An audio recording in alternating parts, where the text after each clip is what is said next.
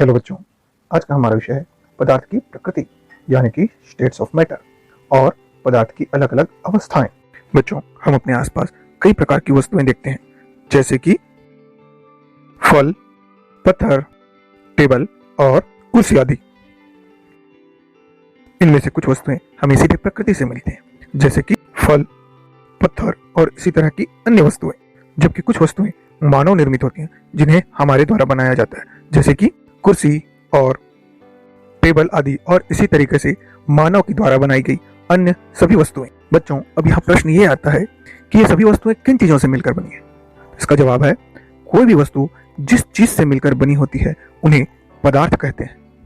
यह आवश्यक नहीं कि कोई वस्तु एक ही पदार्थ की बनी हो, बहुत सी वस्तुएं एक से अधिक पदार्थ की भी बनी होती हैं, जैसे कि घर बनाने के लिए सीमेंट, रेत और लोहे आदि की आवश्यकता पड़ती है। वस्तुओं का निर्माण करने वाले पदार्थ अलग अलग अवस्थाओं में पाए जाते हैं। मुख्यतः इनकी तीन अवस्थाएं होती हैं। पहली अवस्था होती है ठोस, दूसरी अवस्था होती है द्रव और तीसरी अवस्था होती है गैस। तो बच्चों, अब यहाँ प्रश्न ये उठता है कि किसी भी पदार्थ का ठोस, द्रव या गैस रूप का निर्धारण किस प्रकार होता है। तो बच्चों, इसका उत्तर यह है कि कोई भी पदार्थ अणुओं से मिलकर बना होता है और अणुओं का जो क्रम होता है वही पदार्थ की अलग अलग अवस्थाओं को निर्धारित करता है। अर्थात अणुओं की जमावट के क्रम के अनुसार ही कोई वस्तु ठोस, द्रव अथवा गैस कहलाती है। तो चलिए बच्चों, पदार्थ की अलग अलग अवस्थाओं का अलग अलग अध्ययन शुरू करते हैं। आइए प्रारंभ करते हैं ठोस के साथ। बच्चों, ठोस पदार्थ के अणु आपस में बहुत पास पास होते हैं और पास पास होने के कारण ठोस के अणु एक दूसरे को बहुत ही मजबूती के साथ बांधे रखते हैं। इसी कारण ठोस कड़क होते हैं तथा इनकी आकृति और आयतन निश्चित हो जाता है। और ठोस का आकार तब तक नहीं बदलता जब तक इस पे कोई बाहरी शक्ति के द्वारा बल न लगे। अब दूसरी अवस्था द्रव पर आते हैं। द्रव के अणु ठोस की अपेक्षा दूर दूर होते हैं और दूर दूर होने के कारण द्रव के अणु एक दूसरे को उतनी मजबूती से नहीं बांधे रख सकते जितनी कि ठोस के अणु। दूर दूर अणु होने के कारण द्रव का आकार निश्चित नहीं हो पाता और इसी कारण किसी भी द्रव को जिस बर्तन में डाला जाता है यह उसी की आकृति ले लेता है। इस प्रकार हम कह सकते हैं कि द्रव की आकृति निश्चित नहीं होती, किंतु इसका आयतन निश्चित होता है। तीसरी और अंतिम अवस्था होती है गैसीय अवस्था। इस अवस्था में पदार्थ के अणु एक दूसरे से बहुत दूर दूर होते हैं और अणु दूर दूर होने के कारण इनके बीच का आकर्षण बल अत्यंत नगण्य होता है, जिस कारण से गैसीय पदार्थ की न तो आकृति होती है और न ही कोई आयतन।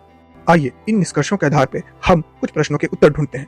क्या हम ठोस, द्रव और गैस को देख, स्पर्श व महसूस कर सकते हैं? तो बच्चों, ठोस और द्रव को हम महसूस कर सकते हैं, स्पर्श कर सकते हैं और देख सकते हैं, किंतु हवा को केवल महसूस किया जा सकता है, इसे देखा नहीं जा सकता। अगला प्रश्न आता है, क्या ठोस, द्रव और गैस का आकार निश्चित होता है? तो बच्चों, ठोस का आकार निश्चित होता है और वह अपनी जगह पर स्थिर भी रहता है और इसके आकार में बिना कोई बल लगाए कोई परिवर्तन नहीं होता।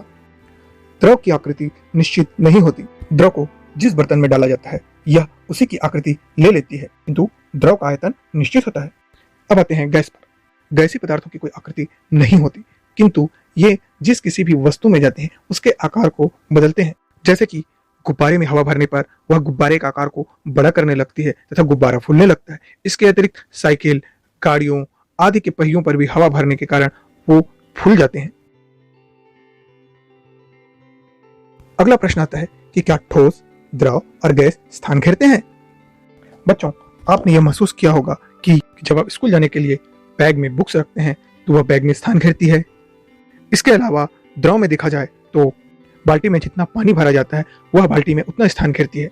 अब प्रश्न यह आता है कि क्या गैस भी स्थान घेरती है? जी हाँ बच्चों, गैस भी स्थान घेरती है। बच्चों, जब हम गुब्बारे में हवा भरते हैं तो वह गुब्बारे के अंदर के स्थान को घेरने लगती है, जिससे गुब्बारा धीरे धीरे फूलने लग जाता है। अब अंतिम प्रश्न यह आता है कि क्या पदार्थ की अवस्थाएं बदली जा सकती हैं? तो बच्चों, साधारणतः कोई भी पदार्थ एक ही अवस्था में रहता है, परंतु वह हमेशा एक ही अवस्था में रहे यह आवश्यक भी नहीं है। ताप में परिवर्तन करके पदार्थ की अवस्था बदली भी जा सकती है। जैसे साधारण ताप पर पानी द्रव होता है, परंतु अधिक ठंडा करने पर यानी कि उसका ताप कम करने पर वह बर्फ बन जाता है, तथा गर्म करने पर यानी कि ताप बढ़ाने पर वह गैसीय अवस्था में परिवर्तित हो जाता है। और पानी से भाप बनने लगता है। तो बच्चों, आज की कक्षा में हमने जाना कि ठोस, द्रव और गैस अवस्थाएं किस प्रकार निर्मित होती है तथा उनके अणुओं का विन्यास किस प्रकार होता है। Thank you.